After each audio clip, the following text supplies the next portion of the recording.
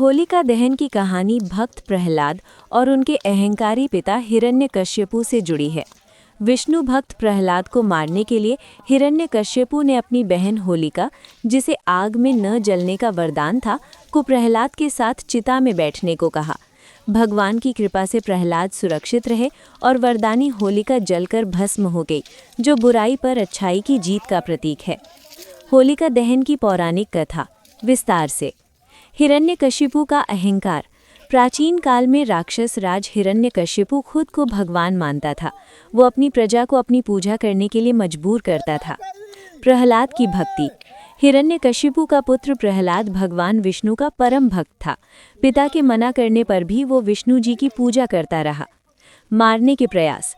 प्रहलाद को ना बदलता देख हिरण्यकशिपु ने उसे मारने के कई प्रयास किए, जैसे पहाड़ से फेंकना या हाथियों के पैरों के नीचे कुचलवाना, लेकिन भगवान विष्णु की कृपा से हर बार प्रहलाद बच गए।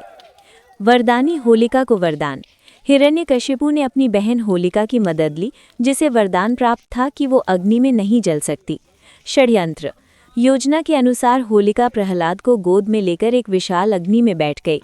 होलिका को विश्वास था कि वो सुरक्षित रहेगी। चमत्कार और अंत। भगवान विष्णु की कृपा से आग ने भक्त प्रहलाद को कोई नुकसान नहीं पहुंचाया, लेकिन उस दिव्य चादर जो आग से बचाती थी कि उड़कर प्रहलाद के ऊपर आ जाने से होलिका जलकर राख हो गई। महत्व। होलिका दहन का पर्व फाल्गुन पूर्णिमा की रात को मनाया जाता है।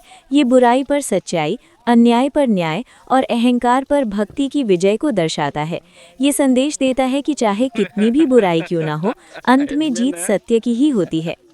होली का सच्चा इतिहास बुराई पर अच्छाई की विजय यानी भक्त प्रहलाद की रक्षा और राक्षसी होलिका के दहन से जुड़ा है।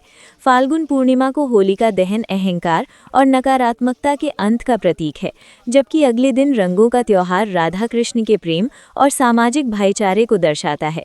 ये वसंत ऋतु के आगमन का भी प्रतीक है। होली की प्रमुख ऐतिहासिक और पौराणिक मान्यताएं।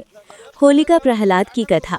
असुर राजा हिरण्यकश्यपु का पुत्र प्रहलाद भगवान विष्णु का भक्त था, जिसे मारने के लिए हिरण्यकश्यपु ने अपनी बहन होलिका, जिसे आग में न जलने का वरदान था, को प्रहलाद के साथ आग में बैठने को कहा।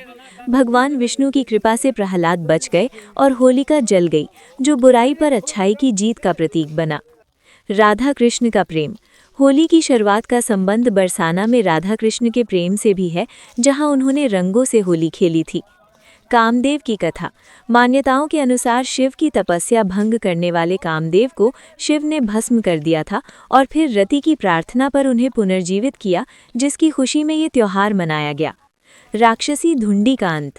राजा पृथु के समय धुंडी नामक राक्षसी को बच्चों ने मिलकर फाल्गुन पूर्णिमा के दिन आग जलाकर भगा दिया था, जिससे बच्चों के शोरगुल और होलिका दहन की परंपरा शुरू हुई।